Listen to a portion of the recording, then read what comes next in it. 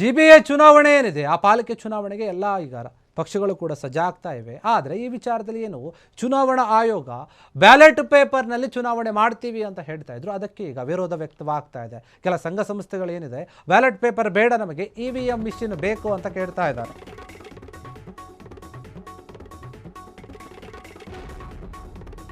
Ballot paper ಬಳಕೆಗೆ ವಿರೋಧ ಆಗ್ತಾ ಇದೆ. GBA ಎಲೆಕ್ಷನ್ಗೆ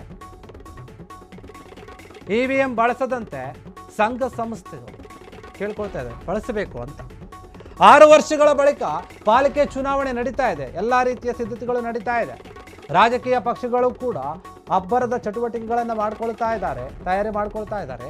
ರಾಜ್ಯ ಚುನಾವಣಾ ಆಯೋಗ ಏನಿದೆ ಒಂದು ನಿರ್ಧಾರವನ್ನು ಮಾಡ್ತಲ್ಲ, ಆ ನಿರ್ಧಾರಕ್ಕೆ ಈಗ ವಿರೋಧ ವ್ಯಕ್ತವಾಗ್ತಾ ಇದೆ.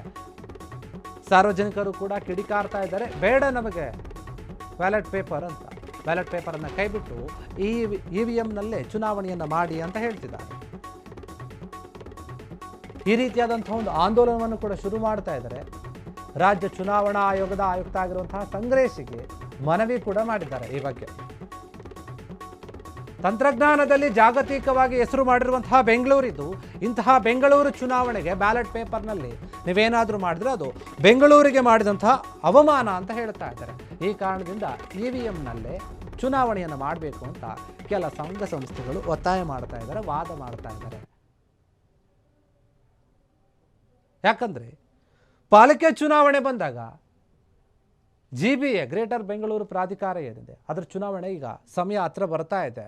ರಾಜ್ಯ ಸರ್ಕಾರ ಆಗಿರ್ಬೋದು, ಬೇರೆ ಬೇರೆ ಪಕ್ಷಗಳಾಗಿರ್ಬೋದು, ತನ್ನದೇ ರೀತಿಯಲ್ಲಿ ಚುನಾವಣೆಗೆ ಸಿದ್ಧತೆಯನ್ನು ಮಾಡ್ಕೊಳ್ತಾ ಇದ್ದಾರೆ. ಹೀಗಿರುವಾಗ ಒಂದು ವಿರೋಧ ಯಾವೊಂದು ವಿಚಾರವಾಗಿ ಅಂತಂದರೆ ಬ್ಯಾಲೆಟ್ ಪೇಪರ್ ಬೇಡ, EVM ಮಿಷನ್ನೇ ಬೇಕು ಅಂತ ಹೇಳಿ ಕೆಲ ಸಂಘ ಸಂಸ್ಥೆಗಳು ಹೇಳ್ತಾ ಇರುವಂಥದ್ದು. ಯಾವುದೋ ರಾಜಕೀಯ ಪಕ್ಷ ಅಲ್ಲ.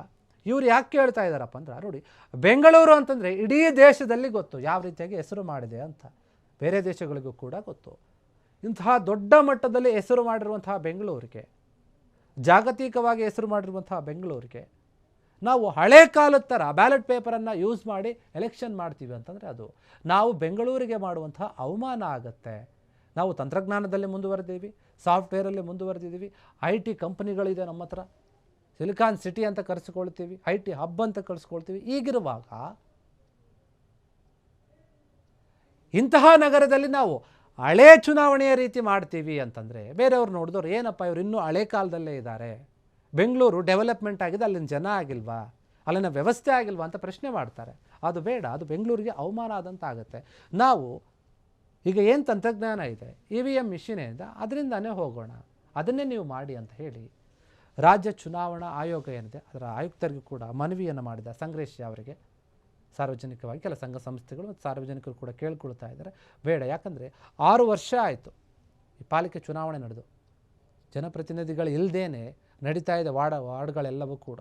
ಈಗ ಚುನಾವಣೆಯನ್ನು ಮಾಡಲೇಬೇಕು ಅಂತಹ ಪರಿಸ್ಥಿತಿ ಇದೆ. ಅದಕ್ಕೆ ಸರ್ಕಾರ ಕೂಡ ಎಲ್ಲ ಸಿದ್ಧತೆಯನ್ನು ಮಾಡ್ಕೊಳ್ತಾ ಇದೆ. ಹೀಗಿರುವಾಗ ಒಂದು ವಿರೋಧ ವ್ಯಕ್ತವಾಗ್ತಾ ಇರುವಂಥದ್ದು ಏನಂತಂದರೆ ಬ್ಯಾಲೆಟ್ ಪೇಪರ್ ಬೇಡ ಅಂತ ಹೇಳಿ. ಇದಕ್ಕೆ ಚುನಾವಣಾ ಆಯೋಗ ಏನು ಹೇಳುತ್ತೆ, ಚುನಾವಣಾ ಆಯೋಗದ ಆಯುಕ್ತರು ಏನು ಹೇಳ್ತಾರೆ, ಸಂಗ್ರೇಶ್ ಅವರ ನಿರ್ಧಾರ ಏನು, ಮನವಿ ಅಂತ ಮಾಡಿದ್ದಾರೆ, ಆ ಮನವಿಗೆ ಇವರು ಸ್ಪಂದಿಸ್ತಾರ, EVM ಮಿಷಿನ್ನಲ್ಲೇ ಹೋಗ್ತಾರ ಚುನಾವಣೆಗೆ, ಅಥವಾ ಇಲ್ಲ ಬ್ಯಾಲೆಟ್ ಪೇಪರ್ನಲ್ಲೇ ಮಾಡ್ತಾರೆ. ಕಾಂಗ್ರೆಸ್ನವರು ಕೂಡ ಮಾತನಾಡಿದರು ಬ್ಯಾಲೆಟ್ ಪೇಪರಲ್ಲೇ ಮಾಡೋಣ ಅಂತ ಹೇಳಿ, EVM ಮಿಷಿನಲ್ಲಿ ಏನೋ ಗೊಂದಲ ಇದೆ ಅಂತ. BJP ಅವರು ಬೇರೆ ರೀತಿಯಾಗಿ ಮಾತನಾಡಿದರು. ಈಗ ಸಾರ್ವಜನಿಕರೇ ಈ ಒಂದು ವಿಚಾರವಾಗಿ ವಿರೋಧವನ್ನು ವ್ಯಕ್ತಪಡಿಸ್ತಾ ಇದ್ದಾರೆ. ಇದಕ್ಕೆ ಚುನಾವಣಾ ಆಯೋಗ ಯಾವ ರೀತಿಯ ನಿರ್ಧಾರವನ್ನು ತೆಗೆದುಕೊಳ್ಳುತ್ತೆ ಅಂತ ಕಾದು ನೋಡಬೇಕು. ಕ್ಷಣ ಕ್ಷಣದ ಸುದ್ದಿಗಳಿಗಾಗಿ ಫ್ರೀಡಂ ಟಿವಿ ಸಬ್ಸ್ಕ್ರೈಬ್ ಮಾಡಿ, ಲೈಕ್ ಮಾಡಿ ಹಾಗೂ ಫಾಲೋ ಮಾಡಿ. ಹೊಸ ಸುದ್ದಿಗಳ ನೋಟಿಫಿಕೇಶನ್ಗಾಗಿ ಬೆಲ್ ಐಕಾನ್ ಮೇಲೆ ಕ್ಲಿಕ್ ಮಾಡಿ.